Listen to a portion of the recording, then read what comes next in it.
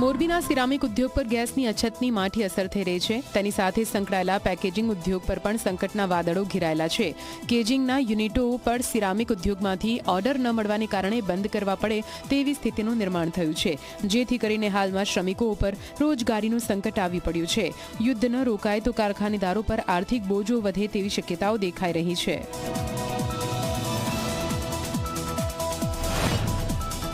Ceramic industry ઘણી ખરી અત્યારે બંધ થઈ ગઈ છે. એના લીધે મોરબીમાં જે પેકેજિંગના પ્લાન છે 42 ઓટો પ્લાન છે અને 150 જેટલા નાના મેન્યુઅલ પ્લાન છે. ટોટલ 192 જેટલા પ્લાન છે એ બંધ કરવા પડે તેવી પોઝિશનમાં જ છે, કારણ કે પ્રોપેન ગેસ અત્યારે મળતો નથી. એક મહિનાની અંદર 3 થી 4 દિવસ પ્રોડક્શન નીકળે એટલો જ ઓર્ડર હોય છે. એમાં પૂરા 12 કલાક પ્લાન ચાલતો નથી, 3-4 દિવસ ચાલુ કરીએ. એમાં જો આ પરિસ્થિતિ આમ કન્ટિન્યુ લાંબો સમય ચાલે તો આગળ જતાં આર્થિક બોજો આવી શકે એવું છે ફેક્ટરીને.